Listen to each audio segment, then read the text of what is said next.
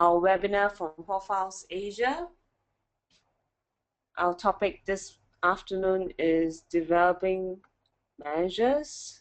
My name is Leanne. I'll be a moderator this afternoon. Before we start, let me go through some housekeeping matters. Right, now you'll see the attendee interface panel on the right hand side of your screen, which you can expand and collapse by clicking the orange arrow button on the top. All of us are muted for this session. Well, not all of us, just except for me, just to minimize disruption throughout the entire 30-minute webinar. But you can always send us your questions or send us a chat question through the box at the bottom of the screen, and we'll try and respond to you in our Q&A session or during the webinar. Right, so now, as mentioned earlier, this is a 30-minute webinar which comes with question and answers at the end of the session. You'll see an attendee list, but we've hidden your personal information for privacy purposes. And for those who have taken time to join us, you'll be receiving the slides as well as a recording of the webinar at the end of the session. Today's topic, we are going to developing successful managers and future leaders. And we are happy this afternoon to have Mr. Henji Santos, our Director from Profiles Asia, join us. So without much further delay, please join me in welcoming Mr. Santos. Thank you very much, Leanne, for the introduction. And wow, this great afternoon to everyone who took their time to join us for this session. It's a great and bright day today. It's been raining for the past few days here in Singapore, and we have some familiar people who are already our clients of ours, and we also have some people all the way from the Hong Kong, Malaysia, Shanghai, China, and also majority are from Singapore. So let me just tell you what this session is not about. So basically, it's not about personality typology, where you sort of identify if you are an eagle or an owl or a D or an I, etc. And it's not about your perception of the world if you see things half full or half empty. And it's also not about telling you the difference between what a manager and a leader does and its overlapping responsibilities and traits. And more importantly, I'm not here to make you walk on fire or charcoals, to overcome your challenges in your personal life or to make you resilient and stronger in mind. And neither I will teach you that you should hold hands together as a team, then jump on poles and ropes together to develop a sense of belonging to improve your relationship with your peers. Our main purpose for today is just one, and that is to increase the effectiveness of every manager and leader in your organization. And this includes how to create and implement a leadership strategy that has a measurable return on investment of you as a leader and manager. And we will also show you how to hire the right leader manager the first time. And finally, how to effectively identify and develop future leaders of your enterprise using actionable information based on your organization. And also, as an appreciation for taking the time to join us today, please do stay around till the end of our session for a surprise gift for you and your company. First, I would like to do my obligatory 2 minutes to tell you a 1,000-foot overview of Profiles International, who we are, what we do, and how we do it. We represent the fastest growing and leading assessment and human capital solutions company worldwide. And we help our clients create a high performance workforce, and we help them reduce hiring mistakes, decrease employee turnover, increase workforce productivity, and help them develop outstanding managers and leaders. And what makes us unique is our ability to provide actionable information and state of the art systems and technology used throughout the employee life cycle. We have been in the business for more than 20 years with a representation in over 125 countries worldwide. And there are over 50 million users of our products, and we have served small, medium, 45,000 clienteles from small, medium enterprise all the way to Fortune 500 companies. And most of our products are available in 33 different languages, and they are locally validated for reliability and accuracy. We have the pleasure to work with a diverse marquee clients from various industries ranging from manufacturing, electronics, healthcare, and business services, just to name a few. And we are very proud of the work that we do and the achievements, most importantly, of our clients. We have numerous case studies to substantiate the kind of things and the ROI we are talking about in our webinars, such as today. And I highly encourage you to seek out the case studies in our websites and please peruse it. Now, why are we here and why this topic? You know, everybody in your business is all about reducing costs, improving productivity, and increasing the bottom line. Nothing else matters. Now, if my job or your job was to reduce costs and improve productivity and increase the bottom line, where do you start? Of course, you start where you spend most money, and that is through people. But unfortunately, this is the least financially managed part of our business, which in general accounts to more than 38% of the revenue and assets of the company. So, how do I do that? First, you have to avoid recruiting the wrong people. So, because, some folks are just in the wrong places, as the saying goes, a weed is just a flower growing in the wrong places. And if you get the right people, you have to place them in the right job. You want to get them productive. And then we have to look at our best folks, retain them, and develop them to their fullest potentials. Now, this sounds so simple, but yet the simplest things to say is where most leaders and managers fail to execute. Now, why does this matter? Now, first up, I would like to find out a little bit more about you, basically. And I want to zero in 2012.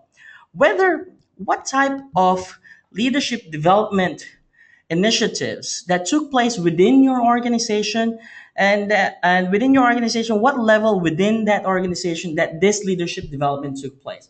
And my colleague is going to administer a simple poll so we can have a sense of that, of what has happened in your organization.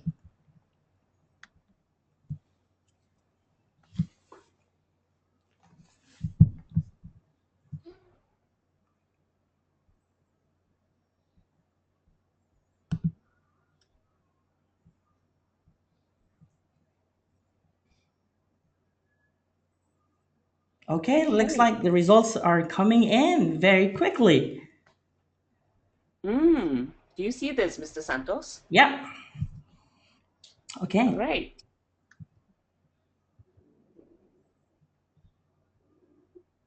To All right. you. Do you So we like? have 60% of our participants do top level leadership initiatives over the past year. 67%. Huge. And 33% of mid-level leadership. And Yeah. it is very surprising that none of the first level leadership has took place with almost 60 organizations joining us or participating in this webinar for today. So, okay, thank you very much for the poll, Miss Lian. So now, why did I ask, and why are we interested in this? Now, I want to share with you a recent article published by Jack Zinger, a CEO of Zinger Folkman, and it's published in Harvard Business blog entitled "We Wait Too Long to Train Our Leaders." And in this article, they mentioned that they look at the database of some 17,000 worldwide leaders participating in their training programs who hail from companies in virtually every sector throughout the world. And what they found was that the average age when a manager first got their leadership training was age 42, and more than half were aged between 36 and 49, and less than 10% were under 30, and also less than 5% were under the age of 27. But the average age of supervisors in these firms was, 33. And in fact, the typical individual in these companies became a supervisor at around 30 and remained in that role for almost 9 years. That is until age 39. Now, it follows then that if they're not entering the leadership training programs until they're 42, they are getting no leadership training at all as supervisors. As you can see from the results that we have gathered right now, almost all of you, the leadership development initiative took place, okay, precisely in the middle to top leadership position. So it's just sort of echoing this article that I'm sharing with you, and which technically they're operating within the company untrained on an average for almost a decade. Now, practicing anything mildly important, like say, skiing or golf, without training is inadvisable. So the fact that so many of your managers are practicing leadership without training should alarm each and every one of us. Now let's try to look at the current state and landscape of talents locally and internationally.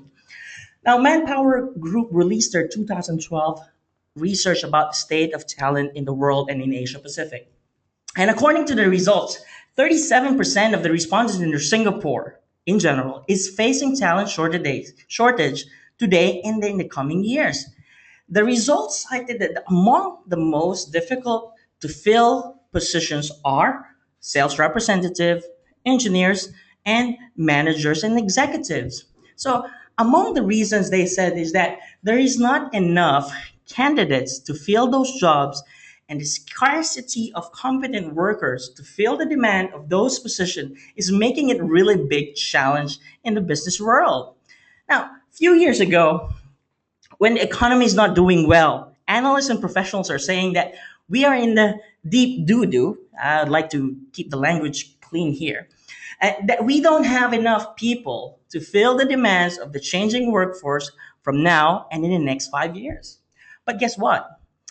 That did not change even with a better economy as we have today. We are still chasing the best folks in the market, and some companies became successful attracting but failed to retain those talents.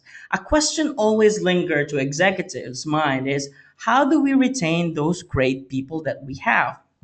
And according to Gallup research, the top two predictors of employee turnover is when first the immediate manager is unclear with his or her expectation. And number two is job fit. It is when opportunities for progress and developments are few and far from reach. And this is based on the 30 years of combined research analysis done by Gallup. Now, we have this sort of information. The next frequently asked question is, how do we know who is going to be productive? Now, Hunter and Schmitz, experts in psychology and organizational productivity, undertook an analysis of 85 years worth of research, and this was published in Harvard Business Review. The study was about, could we find out what drives productivity and the connection of personality and performance?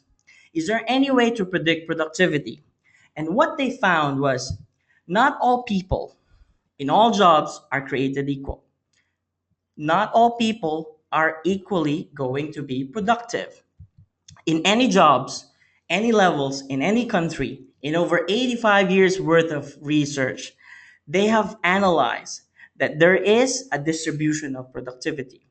There will be a top producers, or what you call the stars, and there will also be the so-so or low performers, and most of them will fall somewhere in between or the average producers. And broadly speaking, they will all fall in the standard distribution of performance. And what does this mean? If you have 10 leaders or 10 managers, people working for you, doing any job and anywhere in the world, there will always be at least two or three people that will not be productive by comparison with their colleagues. Now, looking at the stats here, it says that the average level of difference from lowest skill job is about 19%. Same goes from the average to top performers. That's also 19%. So now, clearly, if you add it up, 38% clearly is a huge difference in productivity and performance. So clearly, the return on investment in these folks, okay, is grossly superior. Now, think about it. In your jobs, every one of them, there will be a distribution of productivity. Now, here's the really scary one. Have you ever heard the saying that, the good leader and manager is the difference between the success and failure of any enterprise? It is banded all around and all over the place. And we all know this. Now, if you look at the stats here, it is almost from here to here, which makes the difference in the success or failure of the enterprise. Now, the implication is unless all your managers are leaders, are superior performers, you are losing money unnecessarily. That every time you move performance of a manager and leader from average to superior, you have a dramatic and measurable impact to the business and their performance. So as it's saying, get the wrong people in the management positions and the enterprise fail. Because you are giving away 38% of the asset of the company. Some will use them, some won't, and some will just throw it down the drain. So we have to avoid recruiting the wrong people because in this economy, you have to know that you got it right the first time. And that starts with knowing who are the best ones you got right now. Now, here's another thing, and it's inevitable. Somebody's going to steal them at one stage. So when you have to replace them, you're not, you have to know what makes them who they are, what makes them unique. So when you have to replace them, you're not doing the same old spaghetti approach or the spaghetti test. Now, is I'm sure some of you are thinking, what is this spaghetti test? Can anyone tell me what's the spaghetti test? Put it in the chat box whatsoever. Let me see if I could get some answers from the audiences we have. Okay, yeah, yeah, thank you. Now, spaghetti test is you spaghetti test is you cook a spaghetti, pick them out, throw it in the wall. If it sticks, it's cooked. If it doesn't, then it's not ready. But that's how we do it. We recruit manager and leader, put them in 6 to 12 months, pay them ridiculous money, wait and see how it works. You know what? That is expensive. We can afford to do that. If we're going to lose our best folks, we better be sure we know why we're replacing the person in that position. Bear in mind, okay, even though they are your best folks or they're your best, that doesn't mean you are getting their best. That doesn't mean they are giving you their best. So every time we are placing people in leadership position, we have to do it on purpose because we are giving them 38% of the assets of the company. So uh, what would I define as the best possible leader you can get? I define them in three criteria. Okay, first is great leaders know that the only thing that counts is getting the result that matters. Getting the result the owners, the shareholders of the company is paying you to get. If you don't do this, nothing else matters. They must get the results. The second thing is you have to do it without driving people away. Because the old days when we are saying, oh, he's a total tyrant, he's a lion, oh, terrible person. There are some people who are kept in position because they're getting results. But in the demographically challenged world, we can't afford those folks. They simply drive our talents away. Now, the third thing is they must have the potential to deal with change should the environment change. Because the things that makes you great today doesn't mean that it will be the same things that will make you great tomorrow. So there are three strategies to do that, which is widely implemented and adopted anywhere in the world. Let's just hire a few and hope it works out. You know what? With leaders, they are the expensive ones than they do in the lower grade or entry level jobs. But you know what? We are placing our company's future on hope. So I would say no. Hope is a hopeless strategy. Another alternative is we can clone them using medical science. Now, the only problem I have with this is it's simply not affordable right now. But I can guarantee you, as soon as it can be done, I can guarantee you we'll have it. So, no, not for this one. But what if I can take all my very best folks in my company who has the potentials and competencies to be successful and drive my leadership funnel on purpose and drive it from day one so that for every dollar I spend, it will give me a measurable return on investment in me. Okay. So, what to look for? that makes a difference in a leadership strategy unique to your organization. First is you must identify the results and at least define those performance. What are the results that your best people produce that is aligned to the business strategy? Second thing is know their potential. What makes them unique that allows them to be successful in their position? And finally is the competencies. Show them the behaviors that that would make them successful in their day in or day out job. So now, first thing is we'd like to go through and narrow it down. You have to rank the leaders and managers and analyze who are the top, bottom, and middle performers using objective measures of performance.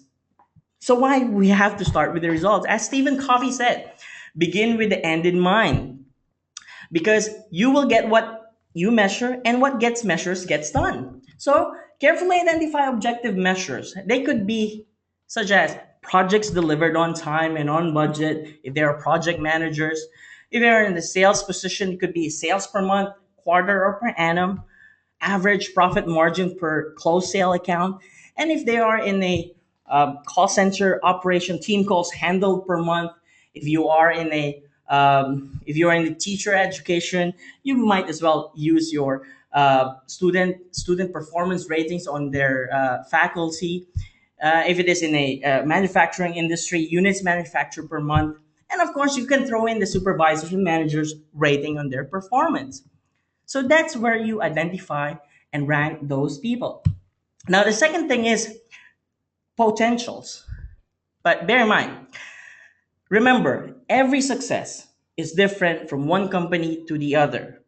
What makes you successful or a Superman, if you will, okay, in the one company doesn't guarantee you become a Superman or Superwoman in one company. Okay? You have to ask these three basic questions. And they are first, can they do the job? How will they do the job? And are they motivated to do the job? These are the sort of things that one of our tool can answer, which is the Profile XT. We can measure anything that can be measured in a person except for the learned skills, measuring the immeasurable. The Profile XT collects the sort of information to measure the total person information you need to have before you put anyone into a job. So think of it like having an instructional manual for every people in your organization. So it tells you exactly whether your leader or manager can deal with the mental demands of the position, their thinking and problem solving and communication abilities. So, having determined that someone has the ability and mental capacity to adapt appropriately to the position, it can also determine whether if they'll fit in the environment and be comfortable with the demand the position makes on them as a person. And importantly, it can also show you whether they will be motivated to do the job. Is leading and managing other people really their aspiration and interest? It does tell you as a leader, for every single manager and leader in your organization, why some group of people produce more than their peers. It shows you a success profile of your top performing folks in every critical position. Then we can show you the potential to be successful. So you can use this sort of information in hiring those people and avoiding the ones who are not going to be productive. And also, it gives you actionable information so you can raise the game of those average and non performing people should you wish to get them into our organization. Now, these are some great information, and it's information that you can get in no other way. This will not be visible at an interview or a resume, and yet it could be the difference between the conspicuous success and dramatic failure in an organization. So that's how we will identify the potential. Having done this, we can show you graphically and quantifiably to what extent your incumbents or potential leaders in your organization relative to the benchmark or success profile created. The bottom line is if you're giving folks 36% of your assets, 38% of your assets. You have to know them inside and out. Considering the cost of developing a leader, you simply cannot afford to start with someone who is not likely to succeed. Then, the third one and final leadership strategies you have to develop their competencies. What is it that these people who has the potentials needed to do to be successful in their day in and day out jobs in your organization? Now, we've all heard this. People don't quit jobs. People leave people, not their jobs. And the people they quit are usually the managers. You know, put great people in an animal of a leader and a manager, they will leave or they will fail. And you all know that. We all know that. And all things being equal, if you're working for an idiot, you will leave that job.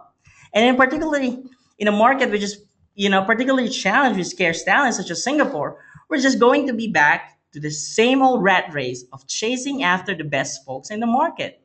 So, our research has shown that these are the key competencies and characteristics for managers and leaders to be successful. So, these are the sort of things our Checkpoint 360 competency system measures about every leader and manager in your organization. And they are 8 universal leadership and management competencies supported by 18 skill sets and 70 behaviors, which is unambiguous, which is easily can be observed and measured by each and every folks that is working in your company, that is shown to be critical in the day-to-day business environment. Now, the good news is these are skills and behaviors. They can be trained, changed, acquired, lost, and retrained, honed, and improved over time. And most importantly, they can be measured. These are based on one of the largest leadership competency studies done worldwide. The Checkpoint 360 tells you the things based on the required competencies, how well they have been perceived by the people who work for them, with them, and including their boss. It zooms into granular information so you can and be able to compare the things they should be doing to be successful. Now, I shared with you the Profile XT and the Checkpoint 360. Now you really have the most robust and actionable information to drive your leadership development within your organization. Now, at the end of all this, all of your managers and leaders would receive an individual development guide that from day one can be implemented as a standalone by itself. There is an actionable report that will be generated that talks about the individual development plan of a person taking that a self-awareness report helping them to know more about themselves as with any other project or business plan. It is realistic, it is consistent, and it consists of actions you can take every day on the job. And it's tied directly to organizational priorities. And there will also be a report that talks to the boss, a coaching and management considerations. These are suggestions which may help the boss on how to effectively help the manager grow and develop in the job. This information that we provide are what we call the touch points of leaderships. You know, folks, if there is one thing that I would like you to take away in this session is this: be in the moment. Be in the moment with your managers. There is a difference between talking to them and talking with them. This is a clear line. How many times have we really given our manager or direct reports a time where we could be able to sit down with them, talk about direct feedback, and engaging in a dialogue regarding their development plans? So, our system would allow you to have that conversation and feedback with your managers and whoever it is that you are having in contact with. Now, then of course, you do need to know what's happening across the organization because you don't want to be spending any money on training or development initiatives without knowing that is directly contributing to the results and the things that you hired them to get. So, we also provide an organizational management analysis or the executive overview, which is a report that talks to the CEO It shows you the whole health of the organization, whether the CEO's alignment is consistent with the vision of what are the things that the management and leadership team ought to be doing, the critical skill sets needed to be successful on the job, the reports that allows the CEO to know whether they are on the same page with their leadership team. And it includes the correlation of the top folks and what they are doing in common, things that my leader are really strong on, and the sort of things that my leaders or leadership team needs to focus on. This is how we determine the critical skill sets and develop the competencies of your managers and leaders. And finally, we'll be reviewing it annually, showing you a comparison whether you have actually have closed those gaps on the areas identified from one point to the other. So, folks, I have shared a quite fair bit of information to you today. Now, I would like to take a time to summarize those. Now, if you can figure out on what results, first and foremost, your leader and manager in your organization for them to achieve, and ensure that they have the potentials to be successful in the job, and knows what management and leadership competencies needed in their day in and day out job before you invest on any activities on training and development. Now, from day one, you are actually managing the return on your leadership investment in the people you put into that position. And that's where you successfully manage the people and the future leaders of your organization. Now, as I promised to you earlier in the session, I mentioned that as a gift to everyone who took the time to be with us for today, we are offering you a complimentary critical leadership study. It's as simple as one, two, three. You just have to select the critical management or leadership position in your organization, and we'll assess the leader or the manager, and so we can show and demonstrate to you the power of the information, that the things that we talk about in today's webinar. And we'll do the complementary leadership study, which identify what is really required for success in any given position unique to your organization, which are based on the results, potentials, and the competencies against which people can be graphically and quantifiably compared, which has implication for selection, development, and coaching, your day-to-day management, and even to succession planning into your organization. So I highly encourage you to please, this will not cost you a dime. If this is something that has piqued your interest, I would encourage you to take our poll, which my colleague Leanne is going to be administering right now.